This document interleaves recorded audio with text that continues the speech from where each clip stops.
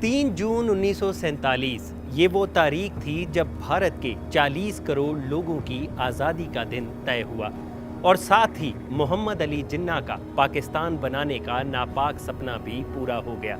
इस दिन तारीख तय की गई 15 अगस्त 1947। भारत पाकिस्तान के बंटवारे के लिए महज 73 दिन का वक्त दिया गया था, लेकिन ये बंटवारा इतना भी आसान नहीं था। जमीन का बंटवारा, कौमों का बंटवारा, दरियाओं का बंटवारा, भारत में पड़े नकदी नोट का विभाजन, इसके अलावा रिजर्व बैंक के तहखाने में पड़ी सोने की ईंटें, मैले कुचैले नोट और भारत के सुदूरतम नागा आदिवासियों के इलाके में एक बंगले में डिप्टी कमिश्नर की संदूकची में पड़े एक एक डाक टिकट का बंटवारा होना था। नमस्कार, मैं हूं भूपेंद्र सोनी और आज मैं आपको सुनाऊंगा किस्सा उन तमाम बंटवारों का जो भारत पाकिस्तान के बंटवारे के वक्त किए गए। भारत पाकिस्तान के बंटवारे का ये किस्सा बयां किया गया है डोमिनिक लेपियर और लैरी कॉलिंस की किताब फ्रीडम एट मिडनाइट में। इस बंटवारे के लिए 2 अनुभवी अधिकारियों को चुना गया, जिनमें से एक थे एच.एम. पटेल और दूसरे थे चौधरी मोहम्मद अली। इन दोनों अधिकारियों के नीचे कई छोटे बड़े अधिकारी थे जो अलग अलग जगहों से रिपोर्ट्स बनाकर इन दोनों अधिकारियों के पास भेजते थे। इन रिपोर्ट्स के ही आधार पर ये दोनों अधिकारी बंटवारे की सिफारिशें तैयार करते थे, जिन्हें आगे विभाजन परिषद के पास भेजा जाता था, जिसके अध्यक्ष थे खुद लॉर्ड माउंटबेटन। इस बंटवारे की शुरुआत हुई देश के नाम से। सबसे पहले कांग्रेस ने इस बहुमूल्य संपत्ति की मांग की और ये संपत्ति थी देश का नाम भारत। असल में कांग्रेस ने उस प्रस्ताव को खारिज कर दिया था जिसमें उसे भारत का नाम बदलकर हिंदुस्तान रखने की सलाह दी गई थी। कांग्रेस ने तर्क दिया कि पाकिस्तान भारत को छोड़कर जा रहा है, इसलिए संयुक्त राष्ट्र जैसी संस्थाओं में भारत की असल हैसियत के हकदार हम ही हैं। इस बंटवारे के दौरान सबसे ज्यादा तू मैं हुई पैसे को लेकर। यह झगड़ा इतना बढ़ गया कि एच.एम. पटेल और चौधरी मोहम्मद अली को सरदार पटेल के घर में एक कमरे में तब तक बंद कर दिया गया जब तक वो एक नतीजे पर नहीं पहुंचे। खैर, कई दिनों की सौदेबाजी के बाद ये दोनों इस नतीजे पर पहुंचे कि भारत के बैंकों में पड़ा पैसा और अंग्रेजों से मिलने वाले पैसे में से 17.5% हिस्सा पाकिस्तान को दिया जाएगा और इसके बदले में पाकिस्तान भारत के ऋण का 17.5% हिस्सा चुकाएगा। इसके अलावा भारत के सरकारी दफ्तरों में पड़ी चल संपत्ति में से 80% हिस्सा भारत के लिए और 20% हिस्सा पाकिस्तान के लिए देना मुकर्रर किया गया। फिर क्या था, भारत के हर दफ्तर में मेज, कुर्सियों और टाइपराइटर तक की गिनती होनी शुरू हो गई। इन सभी चीजों के बंटवारे के लिए बहस तो छोड़िए, लड़ाइयां तक हुई, लेकिन एक चीज के लिए कभी कोई बहस नहीं हुई और वो थी शराब। जितनी भी शराब थी वो भारत को दे दी जाती और इसके बदले में कुछ धन पाकिस्तान को दे दिया जाता था। इस बंटवारे के दौरान एक सवाल और उठा कि समंदर में मारे गए जहाजियों की विधवाओं को पेंशन कौन देगा? क्या सभी मुस्लिम बेवाओं को पेंशन पाकिस्तान देगा? और क्या सभी हिंदू विधवाओं को पेंशन भारत की ओर से दी जाएगी? यही नहीं, भारत की 18,077 मील लंबी सड़कों में से 4,913 मील सड़क और 26,421 मील रेल लाइनों में से 7,112 मील की रेल लाइन पाकिस्तान के हिस्से में आई, जिसके बाद ये बहस छिड़ गई कि इन महकमों की मशीनरी जैसे बुलडोजर, रेल इंजन और बाकी सामान आदि दोनों मुल्कों में तय किए गए 80 और 20% के आधार पर बांटा जाएगा या फिर जिसके हिस्से में जितनी सड़कें और रेल लाइनें आई हैं उस आधार पर बांटा जाएगा।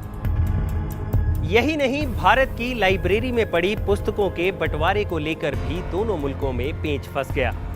एनसाइक्लोपीडिया ब्रिटानिका को भारत और पाकिस्तान में इस तरह बांटा गया कि पहला खंड भारत को दिया गया, फिर दूसरा खंड पाकिस्तान को दिया गया, फिर तीसरा खंड फिर से भारत को दे दिया गया। यहाँ तक कि लाइब्रेरी में पड़े शब्दकोश को भी आधा आधा फाड़ कर भारत पाकिस्तान में बांट दिया गया।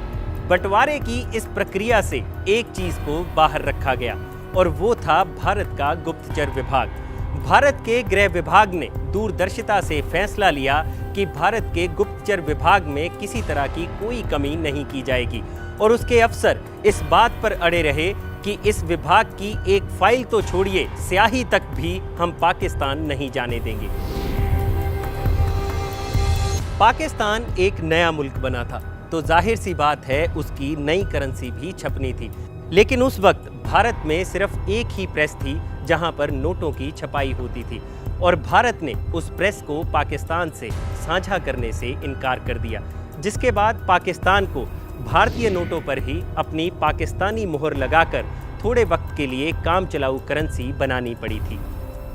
बंटवारे का माहौल इतना चरम पर था कि कुछ पाकिस्तानी मुसलमान चाहते थे कि ताजमहल को तोड़कर पाकिस्तान भिजवा दिया जाए, तो वहीं कुछ हिंदू साधुओं का कहना था कि सिंधु नदी जिसके तट पर बैठकर वेद लिखे गए थे वो किसी भी हालात में भारत को ही मिलनी चाहिए। सबसे नाटकीय विभाजन हुआ वायसरॉय भवन के अस्तबल में। इस अस्तबल की शान थी 12 घोड़ा गाड़ियां, जिन पर सोने और चांदी की तरह तरह की सजावट हो रखी थी।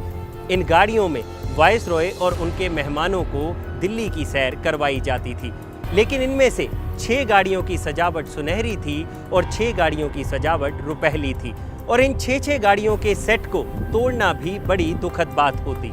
इसलिए माउंटबेटन के एडीसी पीटर हॉज ने यह तय किया कि सिक्का उछालकर इस बात का फैसला किया जाएगा कि किसके हिस्से में सुनहरी गाड़ियां आएंगी और किसके हिस्से में रुपहली। इसके बाद जब वो सिक्का खनखनाता हुआ अस्तबल के फर्श पर गिरा तो भारत की तरफ से कमांडर मेजर गोविंद सिंह उछल पड़े। सुनहरी गाड़ियों का फैसला भारत के हक में हुआ था, लेकिन इसके अलावा एक और दिल पसीज देने वाला बंटवारा अभी बाकी था। ये बंटवारा था उन लाखों मुसलमानों, हिंदुओं और सिखों का जो भारत की गौरवशाली संस्था भारतीय सेना का हिस्सा थे। भारतीय सेना के 2/3 सैनिक भारत के हिस्से में आने थे और 1/3 सैनिक पाकिस्तान के हिस्से में। बाकी चीजों की तरह इन वीरों का बंटवारा भी तय था और इसके साथ ही 25 लाख सैनिकों की उस गौरवशाली परंपरा का अंत हो जाना था।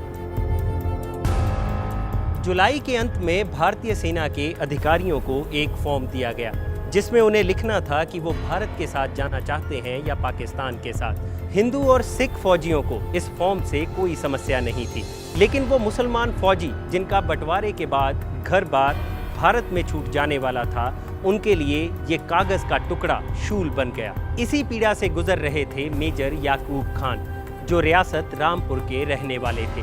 सारी रात वो अपने घर की यादों को सीने से लगाए ये सोचते रहे कि आखिर करें तो करें क्या, लेकिन अंत में उन्होंने अपने दिल पर पत्थर रख पाकिस्तान को चुना और अपनी माँ और परिवार को छोड़कर पाकिस्तान जाने का फैसला लिया। अगली सुबह बेटे को घर से रुखसत करते हुए माँ ने उसे कुरान के नीचे से गुजारा और वो पवित्र किताब उसके हाथ में दे दी और साथ ही उसके सर पर से कुछ पढ़कर भी फूंका ताकि उसकी दुआ हमेशा उसके बच्चे के साथ रहे। मेजर याकूब खां को लग रहा था कि वो अपनी माँ से मिलने आते जाते रहेंगे, लेकिन उनका ये सोचना गलत था।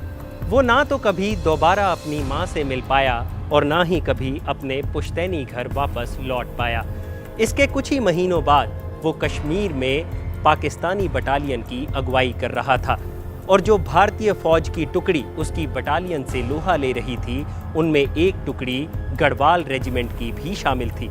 उस रेजिमेंट के कमांडर भी याकूब खां की तरह मुसलमान ही थे, लेकिन फ़र्क सिर्फ इतना था कि उन्होंने साल 1947 में अपनी मातृभूमि भारत को चुना और ये विडंबना ही थी कि वो भी रियासत रामपुर के ही रहने वाले थे। याकूब खां की तरह उनके नाम के पीछे भी खां ही लगता था और उनका नाम था यूनुस खान, जो याकूब खान के बड़े भाई थे। दो मुल्कों के बंटवारे ने दो सगे भाइयों को युद्ध के मैदान में एक दूसरे के सामने लाकर खड़ा कर दिया था। अगर आपको हमारा ये किस्सा पसंद आया है तो इसे लाइक और शेयर करना मत भूलिएगा और जानकारी से भरे हमारे ऐसे ही वीडियोस देखने के लिए आप YouTube पर सर्च कर सकते हैं हमारा शो किस्सा आज तक।